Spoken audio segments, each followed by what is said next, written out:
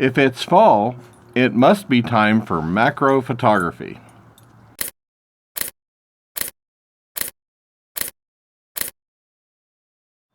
Hey, thanks for joining me. Fall is my favorite time of the year. It's a great time when temperatures start to cool off and colors are changing, and we get some here in Oklahoma. We get a bit more precipitation, and so you get mushrooms growing and all kinds of things are changing, and it's just a great time of the year for macro photography. So today I want to talk about 5 ideas I have for fall macro photography. They're very simple ideas that anyone can do. If you have a macro lens and a camera, even in your own backyard, you can do most of these. So as the temperatures start to cool off and maybe you get a little bit of frost, you start to see some mushrooms growing or some other funguses growing. It's a great time. I'm not really a bug photographer, but if you are into photographing insects, this is a great time too, because early in the morning when it's still cool, the bugs move pretty slow, so they're a little easier to catch. Even some of those flying insects that tend to just fly off, they'll tend to hang around a little bit longer because they're cold-blooded creatures by nature, and so they just don't, when it's cold, they don't move very fast. So it's just a great time for macro photography. So let's talk about these 5 ideas, and let's get started. Now, before we get started, at the end of the video, I do want to talk a little bit about this diffuser that I've made, and I've had some people ask about it, and I want to talk about how to make one. It's really simple. I'm going to do that at the end. If you would, please click on the like and subscribe buttons, and let's take a look at idea number 1.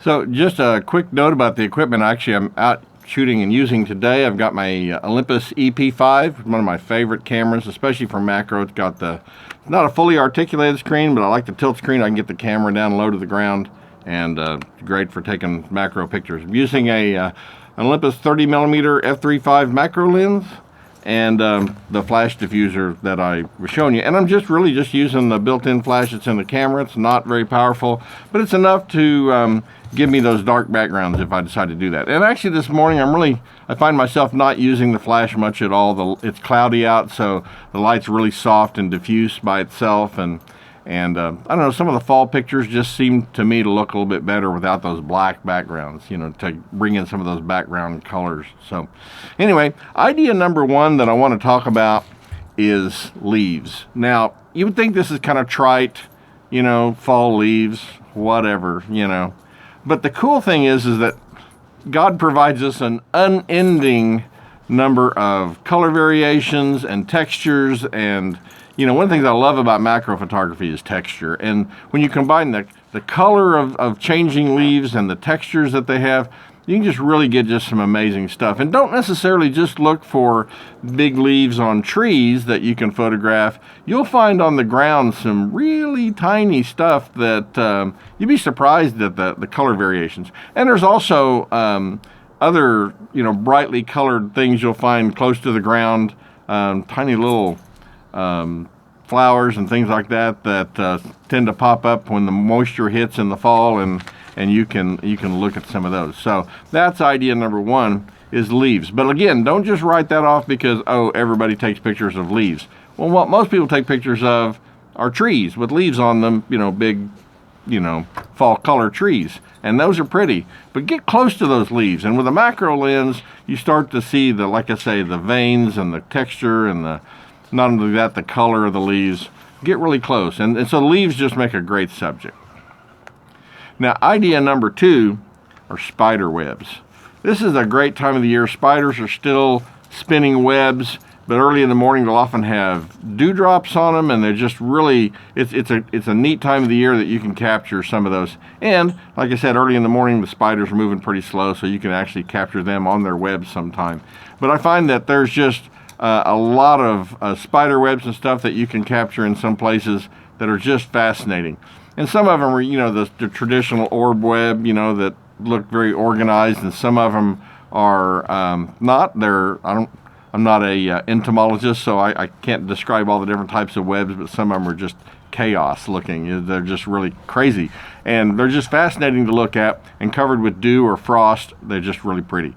So spider webs are really good to use. And a tip on those, and I've done this a few times, if you have a really wide angle lens, like I've got an 8mm wide angle lens for my Olympus cameras, you can get really close to the spider web and not only see the web in focus, but also the background behind it. So you can do some interesting things with that. To play around with, with a wide angle lens and using it as a macro lens. Most extreme wide angle lenses will focus extremely close, and so while they're not macro lenses, you can get some really interesting macro effects. The next idea I want to talk about, of course, are fungus. Mushrooms, toadstools, lichen. Just lichen's probably not a fungus, but it's just all kinds of things that pop up and start growing in the fall. I think moss and fungus are the two things that probably are the most interesting, and they're small. I see tiny little mushrooms sometimes that are just, maybe a quarter of an inch tall. They're just really tiny. And then, of course, there's the bigger ones. And here in Oklahoma, depending on the moisture, we might get quite a few, and sometimes there's just really not that many. But if you look around, especially if you've had a few days of rain, the mushrooms start to pop up. It's a great time to look for them. So it's definitely, I know fall is time that people go out and look for mushrooms to harvest, to eat, morels and such around here. But with a camera, you can actually capture some pretty amazing stuff with mushrooms. I love finding them. There's lots of color variations, shape variations, texture variations. So again, don't dismiss mushrooms because they're common, or other funguses because they're common. When you get up close with a macro lens, it's a whole nother world. So give that a try. The next thing I would recommend is frost. Now, when it starts getting cold enough, and we haven't reached that here in Oklahoma yet, so some of these pictures that you'll see are from years past, but when it starts to get cold enough that we're getting morning dew that freezes, you get frost, you get some really interesting pictures. As those dewdrops and the frost on the grass and the leaves and such starts to freeze, you can really get some amazing stuff. And it really looks fascinating when you get up close to the macro lens and start taking pictures up really close. So anytime it's frosty out, I love getting out and shooting pictures with a macro lens because you can get just some really amazing images of frost. There's just some really cool stuff. All right, the last one, my fifth idea, are, I guess you'd say, fruits of the season. And here in Oklahoma, that can be anything from nuts to persimmons to, when you talk about things that are wild, not cultivated fruits, there are just a lot of things. You've got a lot of wild berries. You've got just all kinds of things that are, at that point where they're, it would be ready to harvest, I guess, if you ate them. And a lot of them are really fascinating colors. So anytime you can find any kind of fruits of the season, they make great macro pictures. Get up close and shoot pictures of those. You'll find a lot of color variations. Here in Oklahoma, persimmons are pretty common. They're bright yellow. They're really pretty. We have a lot of different berries, mulberries, and a bunch of different kind of red berries that I don't know what they are, but I know you're not supposed to eat them. And there's all kinds of, we have acorns and all kinds of nuts, from walnuts and pecans and, or pecans or whatever you like to call them, that grow wild and are, on the ground. And if you don't get pictures of some of those nuts pretty quick, the deer will eat them really fast. There are some black locust trees that make some really cool looking bean pods. Again, the deer like to eat those, so if you wait too long, you won't get to see them. The other thing that kind of not really goes with fruits, but you find them sometimes with them, especially like with the black locust, are some really fascinating thorns.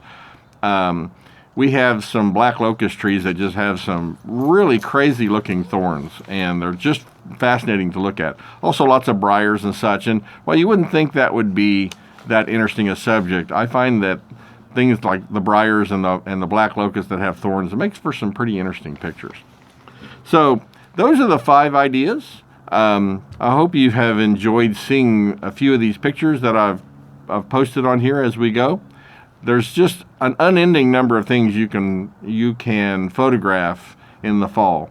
And I hope that, you know, you'll watch this and you'll have some ideas and you'll post a comment and share with us your ideas too, because these are just some real simple, fast, obvious ones that, you know, come to mind. But really in the fall, there's just an unending number of subjects.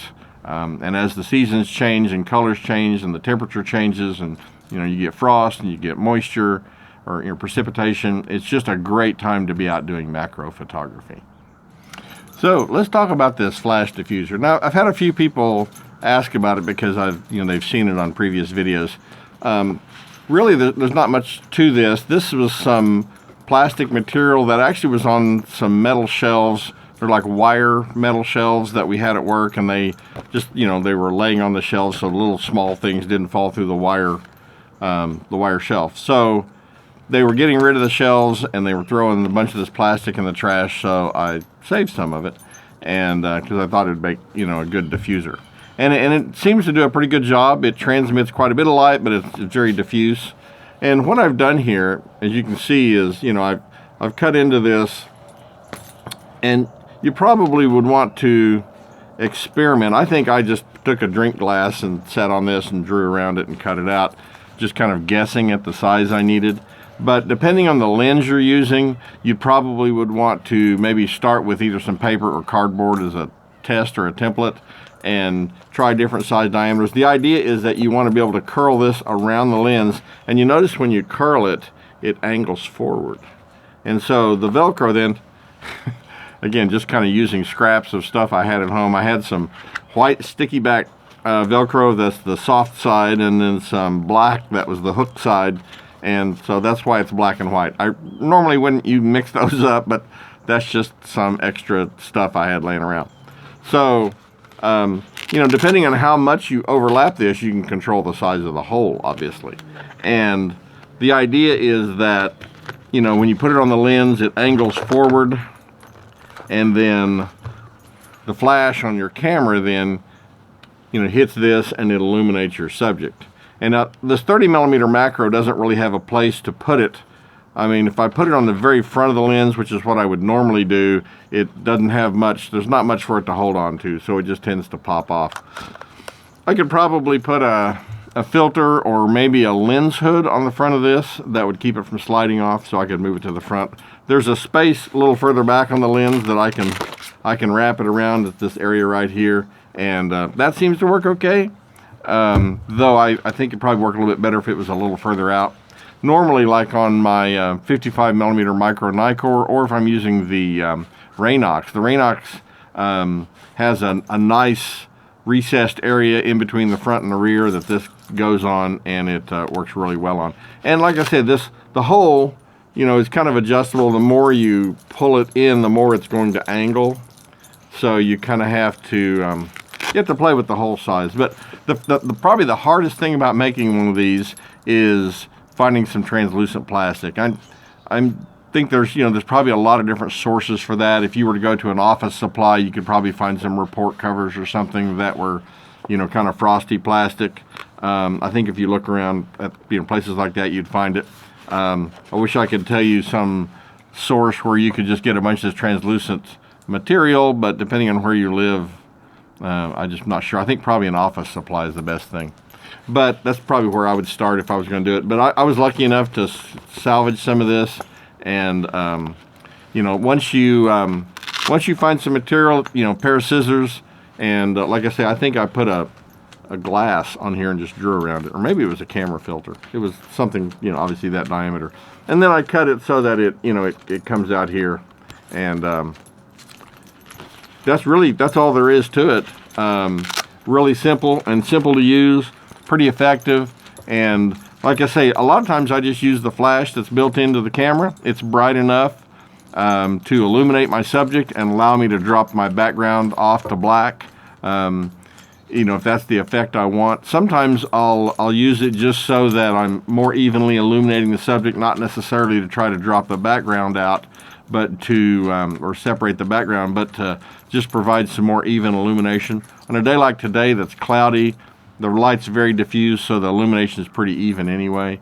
But you know, it's definitely a good tool, and I use it like I say, to especially with, and I'm not a big insect photographer, but if I'm shooting insects, the flash, the brief flash helps freeze any movement of the insect and allows you to use a smaller aperture so that you can get a bit more depth of field if you're not trying to do any kind of focus stacking, which focus stacking with a flash would probably be a problem, but at least I haven't ever tried it. Anyway, so that's my diffuser. If you have any questions about the pictures or about making one of these, don't hesitate to leave me a comment. Always appreciate it when you watch my videos. Hope you'll come back and join me for the next one. And as always, thanks for watching.